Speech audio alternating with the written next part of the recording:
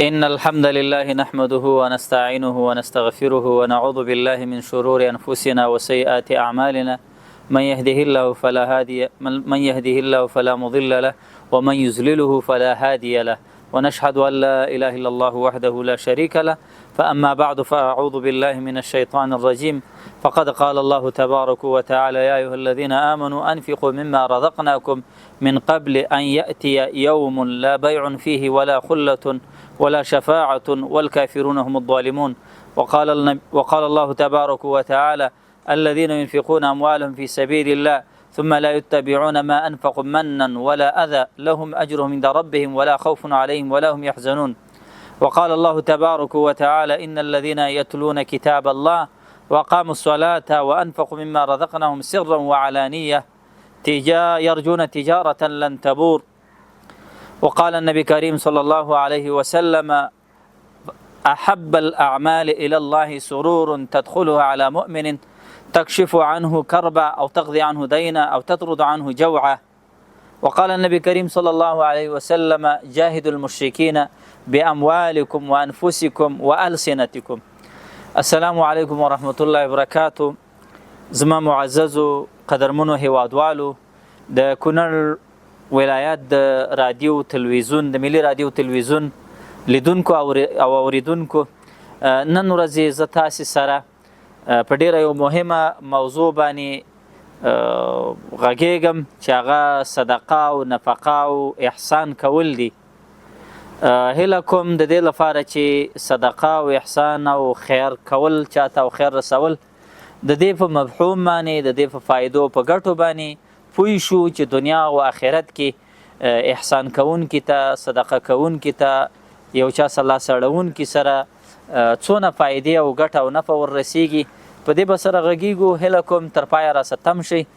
الله عز وجل دې په دې خبرو باندې ما ته هم د عمل کولو توفیق راکړي او تاسو ته. محترم ورونو، صدقه، احسان،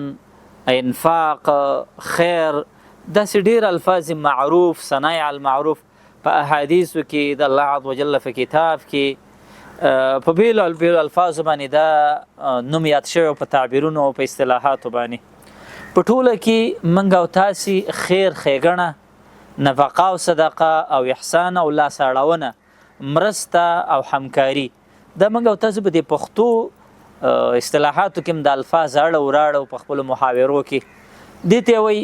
چې احسان او صدقه او خیرات دا نوم دی د هر هغه نیکی، د هر هغه احسان، د هر هغه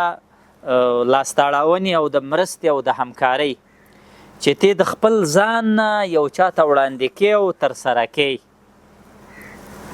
که هغه خپل دي که پردي دي، که دا په مال سره وي، که دا په نورو جنسونو سره وي، په اعمالو سره وي، او که د خولې په ویناو باندې وي، او که د یو خوشحالۍ په منظر ښوونه باندې وي، هغې ته په زیری ورکولو باندې وي، او دا ته چاته وړاندې کې بغیر د عوض نه، بغیر د څه لالچ نه، صرف د الله عز وجل د رضا په خاطر باندې، دې ته ویل کېږي احسان او ښېګڼه. او دا تعریف ته که موږ او تاسو متوجه شو، دې کې ټول هر څه شامل شو چې صدقه او نفقه او احسان او همکاري او مرسته دا صرف او صرف نوم د مال نه دی، نوم د پیسو نه دی چې تی راواخلې د جب نه او چاله یې ورکړي، دا د غلو دانو نه دی چې چاله غلې دانې ورکړي، نه، دا په ټوله کې ټولو ته شامل دی. تر دې پورې که یو څوک راولګېږي او چا څه د مال زکات ورکړي، دا هم په عامو صدقو کې مثال کې فرضي صدقه مراله، فرضي مراله، احسان هم پکې راغی. که د فرضي زکاتون نه ور اخوا شي عامې صدقې شي، که دا تحفې دي او ډالۍ دي چې یو څوک یې چاله ورکوي، دا هم په صدقو کې راځي. هغه څوک چې الله عز وجل مسؤوله ګرځولی دی او دا د خپل مسؤلیت ته متوجه نه شو، الله عز وجل به دې تپوس کوي، دا پوره ګناهګار دی. الله نبی فرمایي د هغه ګناه د یو سړي کافي او بس دی او دا ظلم دی چې الله عز وجل دا یو مسؤوله ګرځولی دی په یو چا باندې، او دغه دا خوراک او نفقې په دوی خوسي او دا رالګېږي، هغه د هغوی هغه خوراک او غذا او دغه نفقه ضایع کوي، یا یې بندوي یا یې ضایع کوي او دې دپاره بندوبست نه کوي، دا یې مسؤول دی. د لوی ګناه د جرم د جنایت د زیاتې د چا غوسه وک ته ګور دغه په نفقه کې راځي چې دا مسلمان مؤمن د کور مسؤله د کور پلار او سرپرست ولی زی خپل بچو او اهل نفقه او صدقه کې دا حسابيږي چې دا کم خوراک او هغه نفقه راوړي دا ان شاء الله نفقه ده بلکې بهترینه نفقه ده د الله عز وجل نبی صلی الله علیه وسلم ذکر کړی دی و دینار انفقته فی سبیل الله هغه روپی چې تا د الله په لار کې ولګول لکه جهاد فی سبیل الله او بل او بل او دې کې فی سبیل الله چې څونه لارې دي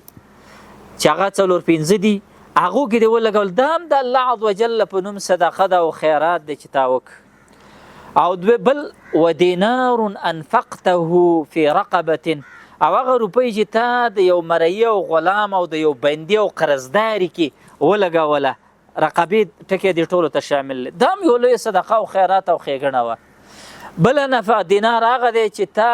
نفقه که ودې لګو په یو مسکین او غریب ته دې ورک خو ودینار انفقته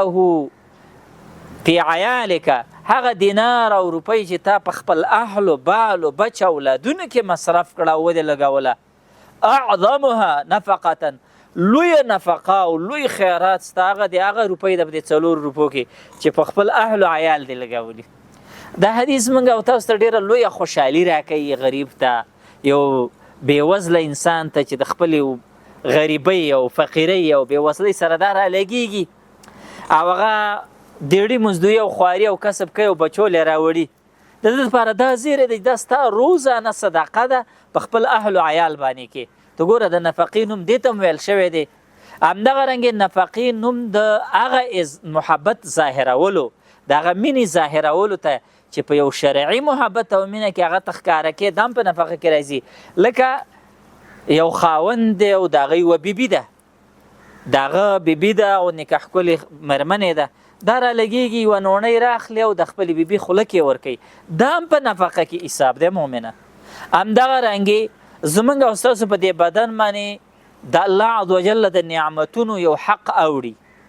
او هر سبا چې موږ سبا کوو 315 جوړونه د بدن دی او په دې باندې د الله عز وجل د نعمتونو له خاطره په موږ شکرانه فرض کیږي چې دا شکرانه او صدقه به وباسو د الله نبی فرمایلی یصبح ابن آدم وعلى كل سلام منه صدقه یو بن آدم سبا کی او په هر بند او اندام او عضو د باندې صدقه الله ته ورکي صحابه کرام فرمایلی یا رسول الله د دې اوس به څوک لري د الله نبی فرمایلی صلی الله علیه وسلم چې سبحان الله والحمد لله ولا اله الا الله واستغفر الله لا حول ولا قوه الا بالله دا ټول صدقې دي تر دې پوري چې څوک یو چاته لار وښي لار دې ورکوي ړوند دی بل بل دا هم صدقه کې راځي یو چا سپېټې اوچتې او همدغه رنګې تر دې پورې چې د ورور مسلمان سره په ورینه او خوشحاله تندي باندې مخ شي او ښایسته روغبړ وسوکي دا هم په صدقه کې راځي وکل قول معروف صدقه او هر د نیکۍ وینا چاته د خیر خبره دی وکړه د نیکۍ دی وکړه د پیرزو دی وکړه هغه ته د خیر او د مصلحت او د نفع خیرخواهي خبره دی وکړه دا ټول په صدقو کې راځي او ستا د اعضا او د بدن د صدقې ته ادا کړي ته ګوره مسلمان مؤمنه صدقه نوم د دې هم راغلی دی همدغه رنګې مؤمنانو د صدقې یو نوم دا دی چې یو مور ده هغه مسؤله ده په د خپل بچي په روزنه باندې ځکه هغې د بدن او د ځان یو جز دی دا بچی الله عز وجل په دې دا حق خو سیدله به دا تی ورکوي دا مور ځکه دې دا د خپلې مور نه پیدا و تی ورکړی او هغه د بیا بلې مور نه دغسې دې نه به یو بچی پیدا کېږي دا به الله عز وجل له دا ورکه او د د بدن صحت په دې کې دی دا د تی ورکي که ورې نه کي دې ته ضرر رسیږي او د یو چا نفس یې ضایع که د یو هغه بنده او د یو امتي دا خو حق دی خو سره د دې نه چې دا یو مسؤلیت او حق هم دی بل طرف ته د دې مور صدقه ده چې په دغه بچي باندې کوي او دا تی ورکوي ولې هغه څوک چې ولی او وارث دی د دې بچي دا چې دغه تی ورکوونکې مور ته که نفقه او صدقه او احسانات کوي الله عز وجل هلته قرآن کریم کې په باب د رضاعت کې د تی ورکولو په مسایلو کې دا ویلی دي چې نفقه یې ادا کړې ده مؤمنانو چې تاسو خاوندان یا اولیاء وارثین وي او تی ورکوونکې مور ته نفقه پکوئ ګوره هلته نفقه ویل دې ته هم نفقه وي همدغه رنګې مؤمنانو موږ او تاسې چې کله هغه یوه بیبي وي او هغې څه کور سم رانشي او هغه طلاقه کړی شي او هغې ته کومه هغه حق ورکوو دا موږ باندې حق دی د هغې خو دا ورکوو دا هم په نفقه کې راځي چې دا صحیح حق دی د هغې ادا که په ورین تندې او په خوشحالۍ باندې او دا حق دی ومنه ځان دې ماخوذ او مسؤله وګڼه چې دا زه ورکړم ما صحیح حق دی دا هم په صدقه کې راځي همدغرنګې مؤمنانو په صدقه کې یو دا هم راځي او دا به زما او ستا خیر او ښېګڼه او صدقې ته ګوره په باب د قصاص کې هلته الله عز وجل وایي باب د حدودو کې چې الله عز وجل فرمایي نفس په نفس باندې دی سترګه په سترګه ده غوږ په غوږ باندې والجروح قصاص فمن تصدق به فهو کفارة له الله عز وجل فرمایي چې دا نور زخمونه چاته چا زخم ورسو دغه د لاسه تکلیف شو وازار شه بده خبرې وکړه دا ټول برابر دي د مسلمانانو ترمنځ او دا به عدالت به په دې کې راوستل کیږي او دا حقونه به اخیستل کیږي خو که یو چا په دې کې صدقه وکړله دا به د دپاره د ګناهونو کفاره شي ته ګوره الله عز وجل دغه ځای کې څونه ناشنا خبره موږ او تاسو ته وکړه که یو چا ته له چا له لورې تکلیف رسېدلی زخم ورته رسېدلی بل تکلیف او ضرر ورسېدلی او دا راولږه په دې صدقه وکړله په دې تکلیف یې صدقه وکړه د هغه له طرفه د ضرر ورسه او دا ضرر یې ورته ورمعاف کړه چې دا زما د طرفه در صدقه دا به د دغه مؤمن صدقه کوونکي دپاره د ګناهونو کفاره شي په همدې باره کې د عباده ابن صامت رضی الله تعالی عنه روایت دی په هغې کې دا راځي من اصیب بجسده چاته یو تکلیف په بدن کې ورسېده او دا راولګېد دغه صدقه کړه دا به د ده د ګناهونو دپاره بخښنه شي د ده د ګناهونو دپاره به کفاره شي همدغه رنګې مؤمنانو د صدقې نور ډېر زیات صورتونه هم راغلي دي چې دا به په صدقو کې راغلي وي چې هغه ته یو تحفه او ډالۍ چاته وړي دا هم په صدقه او احساناتو کې راغلي ده مؤمنه میلمستیا ده میلمه پالنه ده دود یو عرف او عنانم ده بعضو قومونه او هغه قبایلو او د داسې ملتونو کې وي ولې دا یو شرعي مسؤلیت هم دی د الله نبی فرمایلی دی هر هغه څوک چې ایمان په الله او په ورځ د آخرت لري من کان یؤمن بالله والیوم الاخر فلیکرم ضیفه دا د میلمه قدر او عزت وکړي د ابراهیمي سنت دی د زموږ د انبیاو سنت دی او دا غوره عمل له یو میلمه ځان سره خیر راوړي برکت راوړي دغه کور نه مصیبتونه ځان سره داسې وړي نو به هر حال دغه میلمستیا ستا دا هم صدقه او احسان دی چې تی کې مؤمنه به هر حال د صدقې هیوادوالو ډېرې زیاتې ګټې دي بېشماره ګټې دي چې الله عز وجل قرآن کریم کې د هغې نه تقریبا یو 40 پورې فایدې قرآن کریم ذکر کړي دي او حتی تر دې پورې تر 50 پورې هغه فایدې د صدقې ورکولو د احسانات او د لاس اړونې دا په احادیثو کې راغلي دي موږ به د خپل وخت په کتلو باندې چې هر څونه متوانو شو یو څو فایدې به ذکر کړو الله عز وجل یو دا خبره ذکر کړې ده په خپل کتاب قرآن کریم کې چې د هلاکت د ځایونو نه ځان ساتنه کې چې د ځایونو د هلاکت او د کندو د هلاکت نه چې ځان بچاوي یو د هغې دپاره بچاو دا دی چې احسانات وکړي د الله د بندګانو سره د مظلومانو سره احسانات مو کول ښېګڼې مو په کولې ترحم مو کو شفقت مو کو په هغو باندې م صدقې کولې انشاءالله تاسو د هلاکت د ځایونو نه به الله عز وجل ساتي سورة بقره کې الله فرمایي وانفقوا فی سبیل الله د الله په لارو کې صدقې ورکړئ د فی سبیل الله معنا کله دام کېږي فی سبیل الله د جهاد فی سبیل الله کې فی سبیل الله دعوت هغه څوک چې د الله په لاره کې دعوت کوي دام فی سبیل الله کې دی هغه څوک چې حج لځي دام فی سبیل الله کې دی هغه څوک چې شرعي تعلیم کوي دام فی سبیل الله کې ولا هغه څوک هم د هغه نفقه چې د الله د رضا په خاطر یې ورکوي دام فی سبیل الله کې ده ولا تلقوا بأیدیکم تاسو ځانونه مه غورځوئ په خپلو لاسونو باندې هلاکت ته واحسنوا احسان کوئ ان الله یحب المحسنین الله عز وجل نیکي کوي د محسنینو سره په دې کې ډېر زیات تفسیرونه دي چې الله عز وجل فرمایي ځان هلاکت کندو ته مه غورځوئ د هلاکت کندو ته موږ په څه غورځېږو جهاد نه کوو د الله په لاره کې نه ځو دغه شرعي تعلیم نه کوو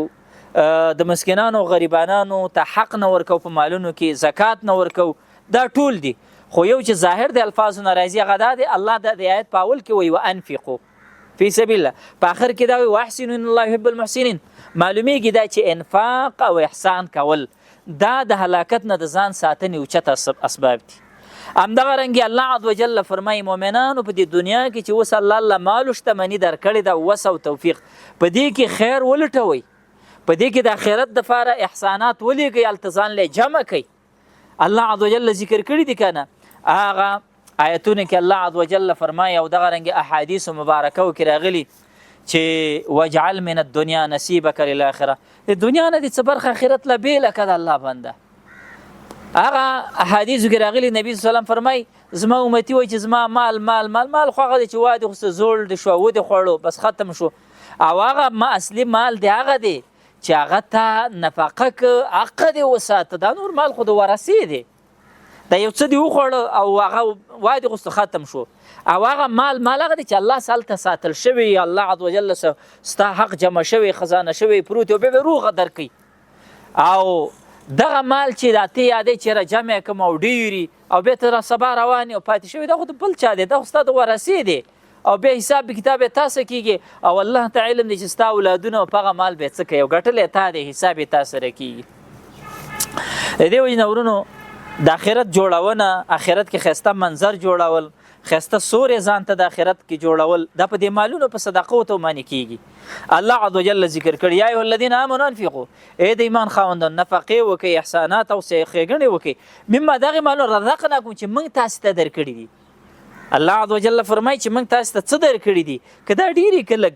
دا نه چې سړی مالدار دی او مال نصاب ته رسېدلی دا به صدقې نه حدیث ابو داود شریف او امام نسائی رحم الله په خپل سنن کې ذکر کړی دی چې افضل الصدقه جهد المقل بهترینه صدقه د هغه تنګدست او بېوسه او غریب سړي ده چې د هغه د کوشش څونه توان دی هغه راواغوست استیا ورک د دې وجې نه علما ذکر کوي هغه سړی چې الله له مال او شتمني ډېره ورکړې ده هغه ته دا 1 لک روپۍ داسې دي لکه 1 روپۍ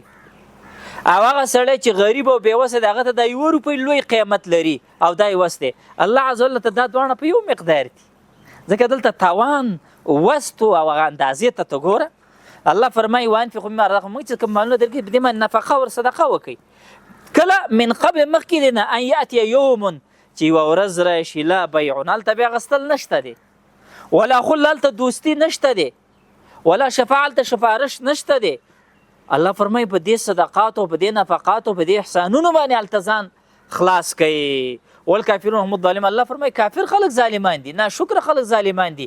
د الله عز وجل باندې ایمان نه راوړونکي خلک ظالمان دي چې هغوی ورځ د آخرت نه منکر دي او یا نه مني یا هغه ورځ نه جوړوي مؤمنانو دا واقعیت دی چې په دې خپل مال باندې موږ آخرت جوړ کړو حدیث کې راغلی دی نبی صلی الله علیه وسلم په کور کې ورځ مال حلال شي د الله نبی صلی الله علیه وسلم چې راغی عایشې بیبي ته وفرمایلې وایي هل بقیه من شی کوم شی پاتې دی دغه ګډ نه که نه دی پاتې یا رسول الله صلی الله علیه وسلم هغه ټوله ختمه شوې ده الا کتفها مګر دا یو لاس چې دی دا یې پاتې دی د الله نبي وفرمایلې وایي ټول هم ساتلې او جمع کړې ده خزانه کړې م ده د الله سره چې پاتې دی او هغه ختم کړی چې م دی دام دی دا ختم وګوله دا پاتې دی په دنیا کې دا دې ته ختم وویوه او هغه چې م د الله په نوم غریبانانو مسکینانو ورکړي هغه ختم نه دی اخلاص شوی خو الله ځان څه وساتلی دی هغه به تاسو هلته اخلئ مؤمنانو د دې وجې نه الله عز وجل صدقو نفقو ته قرض ویلی دی ومن يقرض الله قرضا حسنا فيضاعفه له اضعافا كثيره الله عز وجل فرمایي هغه څوک چې الله عز وجل له قرض ورکړي الله خو محتاج نه دی قرض ته خو لکه څنګه چې تاسو دا مال خپل ګڼئ بیته دی امید دی چې زه بیا اخلم زه مستحق یم په دنیا کې زه غوښتونکی یم او دغه زما مال دی ماته نسبت کیږي په همدغې اضافتونو او نسبتونو له امله الله عز وجل د مؤمن صدقې او نفقې ته او احسان ته قرض ویلی دی ګینې الله خو محتاجه نه دی لکه څنګه چې په دنیا کې ته د قرض خپل غوښتونکی او مستحق او مال دی دقه رنګې د احسانات او ښېګڼې دا ستا د الله سره جمع دي ساتلی دی اول ته به پوره واخلي او لا زیات به پسې واخلي دا قرآني فایده ده همدغه رنګې مؤمنانو قرآن کریم کې الله عز وجل د نفقې او صدقې یو بله ناشنا فایده ذکر هغه څوک چې غواړي په دنیا کې د انسانانو نه د ظالمانو نه د آفتونو نه د مصیبتونو نه په امن کې شي خوندي شي په قبر کې خوندي شي ویره او ترس او ګبراهیت او دا شی نه ختم شي یو ناشنا فایده ده قرآني هغه دا ده چې صدقې او احسانات ډېر ورکوه، خیر ښېګڼې ډېرې کوه. الله عز وجل دا ذکر کوي الذين ينفقون اموالهم، هغه خلک چې نفقه د خپلو مالونو کوي فی سبیل الله د الله په لاره کې، ثم لا يتبعون، او بیا دوی د خپلې صدقې او خیرات پسې نه ورپسې کوي. هغه څه نه ورپسې کوي؟ منن ثباتولو، چې مړه ته زموږ په دسترخوان راغږ شو، ته مړه تا باندې موږ دونه خرچې او مصارف وکړي او نمک حرام او په تا نه معلومیږي. دا زموږ د پښتنو عادتونه دي چې یو د بل د باس چا سره به شي هغه صدقې م لاړې په سین لا وکړي، په تا خو نه معلومیږي او ته خو رالوی شولې او تا خو ته چې دا څونه څورب شوی زموږ په خوراکونو. او دا مؤمنانو دا مه کوئ، دا بربادونکي دي. الله عز وجل د دې دغه داسې ذکر کړی، یوه کمر ده او په هغې باندې خاوره راجمع شوې ده په غرونو کې، او چا په یو بروټې نیم فصل وکړ او په دې کې باران ورسېد او ویسته پاک کاڼی پاتې شو، هغه هر څه دې ختم شو. دغه صدقه کوونکی خیرات کوونکی که دا خپل خیراتونه او صدقې کوي او په دې پسې بیا اثباتول او ریا او نوم او ځان ښودنه او شهرت او دا شی نه ورپسې کړه، د دې مثال هغسې دی چې ایسته به ختم شي. همدغه رنګ یو بل مثال یې دا دی، د ایرو ډیران او په دې باندې باد راشي سه ټولې والوځي او ختم شي. که ستا فکر دی چې ما عملنامه د خیراتونو او صدقو او د احساناتو ډکه کړې ده او د پاسه دې پسې دا اثباتول او نوم او شهرت او غرض او ځان ښودنه او داسې نور د دنیا لالچونه دې په نیت کې، ګوره دغه صدقه لاړه، دغه بیا تر دې پورې الله عز وجل به وایي آخرت کې دغسې صدقه کوونکو ته نوم کوونکو او دې ورته ووایي